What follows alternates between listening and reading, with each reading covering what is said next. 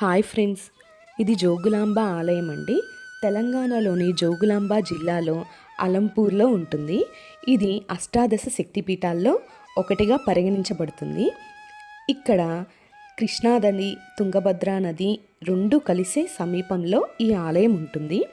శివుని భార్య అయిన సతీదేవిని దేహాన్ని శివుడు వీపుపై వేసుకొని విశ్వమంతా తిరుగుతూ ఉన్నప్పుడు విష్ణువు చక్రం వేయగానే సతీదేవి శరీర భాగాలు పడిపోయిన 108 స్థలాల్లో 18 ముఖ్యమైన శక్తిపీఠాలు, అందులో అలంపూర్ ఒకటి. ఇక్కడ సతీదేవిని జోగులాంబ దేవిగా ఆ తల్లి రూపంలో వెలిసిందని పురాణాలు చెప్తున్నాయండి. ఈ ఆలయము 7వ శతాబ్దంలో చాళుక్యుల కాలం నాటిదని కూడా పురాణాలు చెప్తున్నాయి. వీరి కాలంలో నిర్మించబడిన చరిత్రకారులు ఆధారాలుగా ఉన్నాయి. ఇది చాలా పురాతనమైన టెంపుల్.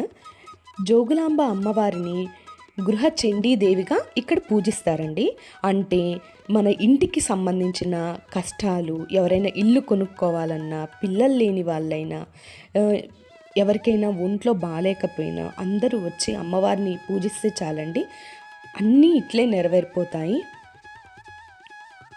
1390లో బహమనీ సుల్తానులచే ఈ ఆలయం భూస్థాపితం చేయబడింది. విజయనగర చక్రవర్తి 2వ హరిహరరాయలు బహమనీ సుల్తాన్ సైన్యంతో పోరాడి తన సైన్యాన్ని చంపేశాడనమాట. ఆ తర్వాత దాడుల్లో ఆలయ సముదాయాన్ని బాగా దాచిపెట్టేశారు. అందుకని ఆ దాడుల్లో ఆలయం దెబ్బతినడంతో జోగులాంబ అమ్మవారు ఆమె శక్తి రూపులైన చండీ ముండీలను సమీపంలో ఉన్న నవబ్రహ్మ దేవాలయ సముదాయంలో బాలబ్రహ్మ దేవాలయంలో తరలించారు. అక్కడ దాచిపెట్టారు. అప్పటి నుండి 2005 వరకు అమ్మవారు అదే ఆలయంలో పూజలు అందుకునేవారు. 2005లో జోగులాంబ ఆలయాన్ని మళ్ళీ పునర్నిర్మించిన తర్వాత మళ్ళీ ఈ విగ్రహాన్ని మళ్ళీ ప్రతిష్ఠ చేశారండి. ఇక్కడ తుంగభద్ర నది చూడండి ఎంత బాగుందో. చాలామంది వస్తారండి. మీరు కూడా వచ్చి అమ్మవారి ఆశీస్సులు పొందండి.